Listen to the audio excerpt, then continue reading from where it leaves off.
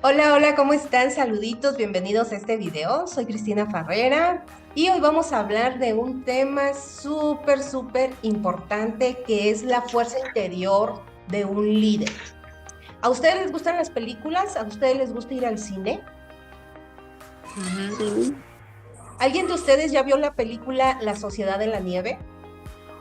no, ¿No? No. Bueno, No lo muy he bien. escuchado. Ok, quiero empezar diciendo que pues yo no soy crítica de cine, yo no sé nada de cinematografía, yo no vengo a juzgar si la película está buena o está mala, si es una buena producción o no. O sea, todo eso no me interesa. Yo me quiero enfocar en la capacidad de liderazgo que podemos observar en esta historia de supervivencia, en la que cada decisión que toma cada persona tiene consecuencias de vida o muerte. Entonces, son decisiones bien importantes. Para las personitas que no han visto la película, las pongo en contexto. En 1972, un equipo de jugadores de rugby de Uruguay sale en un vuelo privado hacia Chile. Y en ese grupo iban jovencitos de 18, 19, 20 años, 22, y el más grande tenía 25 años. Entonces eran puros chavitos, jovencitos. Y hubo un error de cálculo ahí del piloto, y pues el avión tiene un accidente y cae el avión en los Andes, la cordillera más larga del mundo, que atraviesa 7 países, tiene 6.900 metros el pico más alto, que es el Aconcagua, sobre el nivel del mar. Y en estas alturas, pues te hace falta el oxígeno, uno no puede respirar bien, te duele la cabeza, aparte tu cuerpo consume más energía, necesitas más calorías, la temperatura es bajo 20, 30 o hasta 40 grados bajo cero.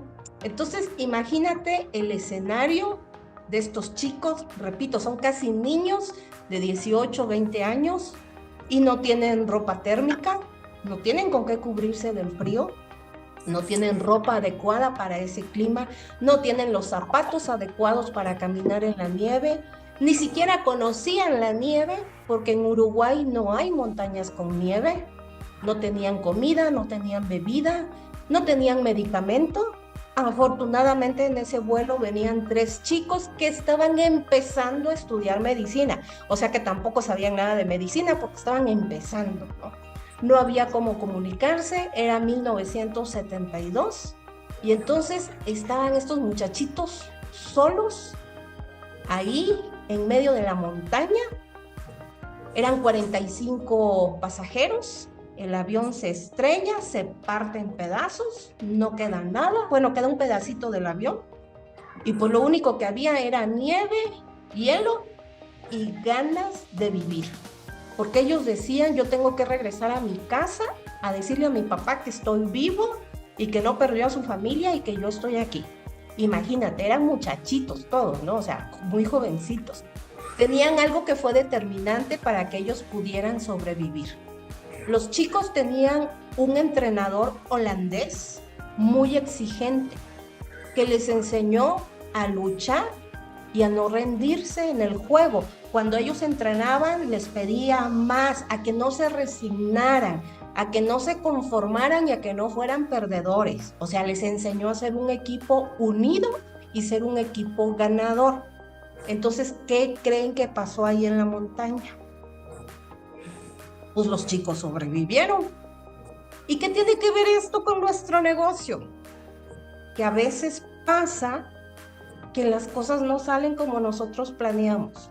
A veces pasa que las cosas no funcionan de la manera en que se supone que debe funcionar. A veces pasa que no todo el equipo trabaja al mismo ritmo. A veces pasa que hay gente que solamente se inscribe y luego ya no hacen pedidos. A veces pasa que hay gente que se inscribe y luego ya no afilia personas. O sea, pasan cosas. Entonces, vamos a analizar un poquito qué hicieron estos chicos. La gente dice que este accidente fue una tragedia, otros dicen que es un milagro, y sea lo que sea, tiene mucho que ver el liderazgo en cómo se comportaron estos chicos. Hay varias pláticas en TED, ustedes pueden ver a los sobrevivientes que dan su experiencia y cada uno de ellos te cuenta lo que vivió. Entonces dice uno de ellos, esta fue una historia de fracaso en fracaso, un fracaso seguido de otro. Acuérdate que estos chicos estuvieron en la nieve, sin nada, atrapados 72 días y sobrevivieron. Y ellos mismos lo cuentan, era vivir de fracaso en fracaso, uno tras otros. De los 45 personas que iban en el avión, sobrevivieron 28 hasta ese momento, ¿no? Y había que tomar decisiones. Entonces, ¿cuáles fueron las decisiones que tomaron ahí? Uno, se dieron cuenta, ok, ya nos estrellamos, no vamos a llegar a nuestra casa, no va a haber comida caliente, una camita, cobija, o sea, no tenemos nada de eso. Se estrelló el avión y habían muertos, habían descuartizados, habían heridos graves y habían otros mejorcitos que sí podían caminar, que no se golpearon y que estaban bien. El equipo, acuérdate que era un equipo de rugby, tenía un capitán, que el capitán es el que se encarga de dar las indicaciones cuando están jugando. Entonces, el capitán toma la decisión de asumir el mando en ese momento y ve el escenario, ¿no? Muertos por acá, heridos por allá, el avión partido a la mitad, sin trompa ni cola, ¿no? Entonces dice, tú y tú, vamos a separar a los muertitos. Tú y tú, que son los estudiantes de medicina, ayuden a atender a los heridos. Tú y tú, que son los más fuertes, arrastren las sillas para que tengamos más espacio en el pedacito que quedó del avión. Tú y tú, ve a revisar en los equipajes a ver si encuentras algo de comida. Y tú, ve a buscar ropa y trae la ropa más gruesa que encuentres, ¿no? Y así empiezan todos a hacer lo que él les estaba diciendo, ¿no? Otro empieza a buscar alimentos, todos empiezan a llevar maletas, y o sea, así empiezan a organizarse. Acuérdate que estaban con temperaturas extremas, vientos de 50, 60, 100 kilómetros por hora, y el capitán decide cubrir el hueco que quedó destapado del avión con las maletas, ¿no? Entonces eso los protegió un poquito del frío. Y nadie cuestionaba al capitán, todos obedecían y colaboraban, porque todos tenían el mismo objetivo, que era sobrevivir y regresar a sus casas con sus papás. Todos eran muy jovencitos, pues. A los pocos días pasa que Chile, Uruguay y Argentina mandan aviones a buscarlos, mandan helicópteros, o sea, mandan para rescatarlos. Y pues resultan que no lo ven porque el avión era blanco y en medio de la nieve no se veía nada. Entonces no los encuentran. Pero en aviación hay un movimiento que si mueven las alitas así significa que sí lo vieron. Entonces ellos creyeron que sí los vieron, pero pues realmente no los vieron. Entonces ellos muy emocionados, ¡ay, mañana nos vienen a rescatar! Se quedaron esperando y nadie los fue a rescatar. Ahí entre las cosas encontraron un radio que uno de ellos hizo funcionar porque estudiaba ingeniería, entonces ahí le puso unos cablecitos, hizo funcionar ese radio y escuchan en las noticias que después de haber hecho más de 60 vuelos, búsqueda, cancelan la búsqueda y entonces nadie los va a ir a rescatar. Y entonces ellos empiezan a pensar, necesitamos agua para sobrevivir y necesitamos comida. ¿Y cómo sacas agua en medio de la nieve? Pues sí es puro hielo, pero ¿cómo lo deshaces? Entonces ponen unas laminitas y en una botella empiezan a cambiar gotita por gotita y con eso se estuvieron hidratando. La nieve no tiene sales minerales, por lo tanto no te hidrata igual que el agua normal que nosotros conocemos. Entonces su sensación de sed fue constante. Bueno, eso fue uno de los retos más grandes que enfrentaron. Y tuvieron que decidir cómo alimentarse. En ese tema yo no me voy a meter, hagan ustedes la película.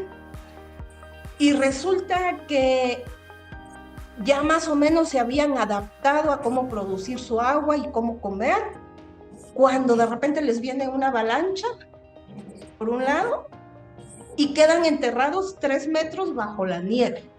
¿no? Entonces perdieron las pocas cobijas que tenían, sus laminitas para hacer el agua, y en esas circunstancias nadie se quejaba. Todos tenían hambre, todos tenían frío, todos tenían sed, todos tenían miedo, todos querían volver a casa y nadie se quejaba. Y recuerda que eran chicos de 18, 20 años, muy, muy chiquitos. De los 28 que habían sobrevivido, se mueren 10 más. Y entre ellos muere el capitán del grupo, que había sido clave y el que hasta ese momento había estado delegando y coordinando las decisiones que se habían tomado en el grupo. Yo diría que hay un antes y un después en toda la película a partir de ese momento en que se pierde el capitán. ¿Por qué? Porque en ese momento que se quedan sin capitán, cada chico empieza a esforzarse más y empieza a sacar fuerza y liderazgo, y alguien propone: vamos a hacer unas expediciones al camino y buscar la salida para regresar a nuestra casa, pero no podían dormir fuera de su pedacito que les quedaba de avión porque se congelaba, entonces no podían avanzar.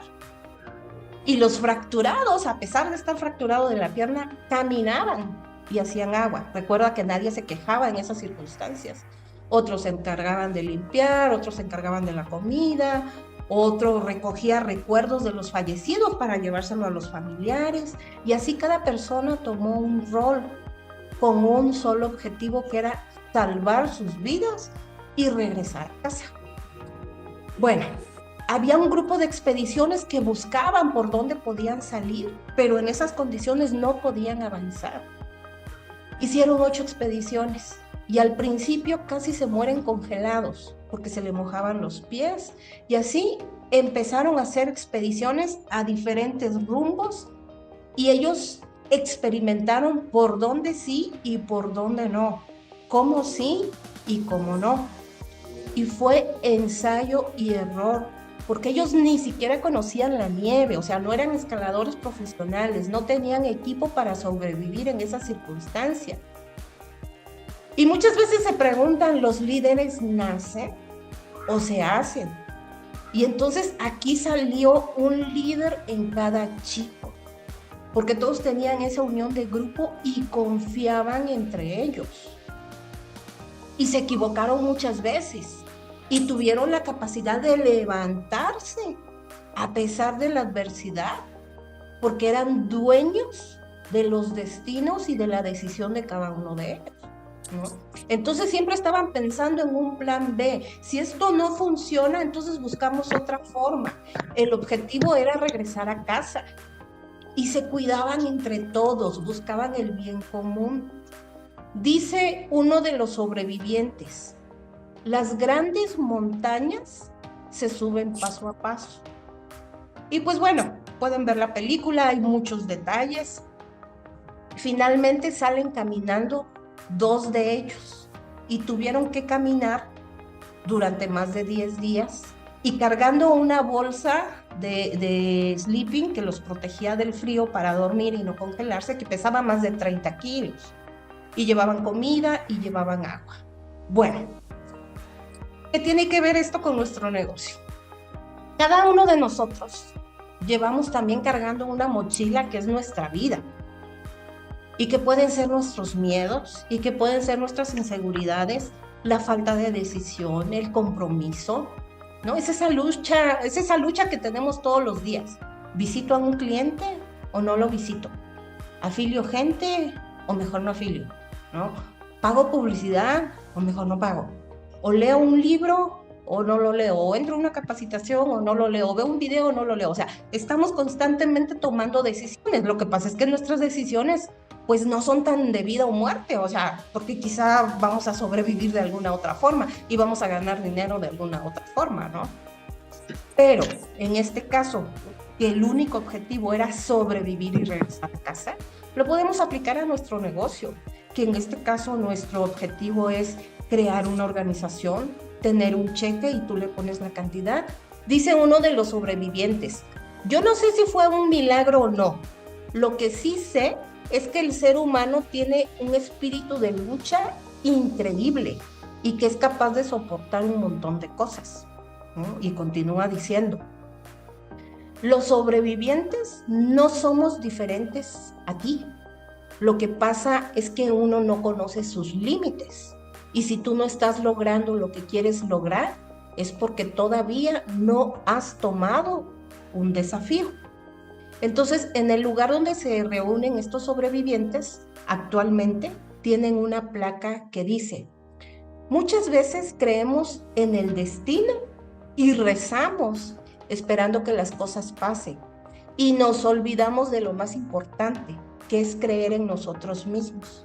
Y nos conformamos con lo que hay, en lugar de arriesgarnos, sin pensar que cada día que pasa nunca más volverá. Nada es imposible, ni siquiera lo que parece imposible. Todo depende de la fuerza de voluntad que tenemos dentro de decir sí puedo en cada desafío. Ese sí puedo es el que hace la magia. Y vuelvo a decir, ¿qué tiene que ver esto con nuestro negocio? Muchas veces queremos tirar la toalla, muchas veces sentimos que no está dando fruto, que estamos haciendo nuestro mejor esfuerzo y que las cosas no salen bien. Y la esperanza es hermana de la fe. Y mientras tú tengas un objetivo claro, vas a encontrar el cómo. Así que siempre, siempre anota esto. Pregúntate, ¿cómo hago yo para lograr esto? ¿Cómo hago yo para lograr ventas? ¿Cómo hago yo para tener afiliados? ¿Cómo hago yo para reunir a mi equipo? ¿Cómo hago yo para lograr ese objetivo que tenemos? A veces nos complicamos la vida con cosas sencillas, ¿no? Cuando podemos inspirarnos en muchas otras personas que ya han logrado grandes, grandes cosas. Entonces, yo no quiero hacer esto largo.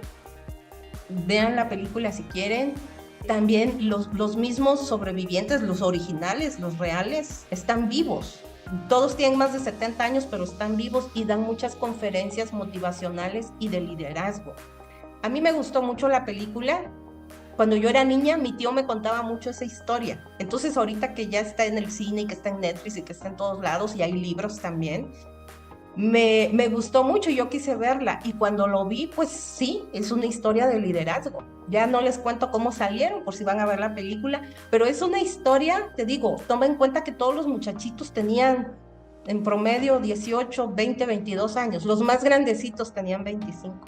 Entonces, pues ellos regresan a su casa felices, pues, y después de 50 años ellos andan dando conferencias de motivación y de liderazgo para que la gente logre subir sus propias montañas.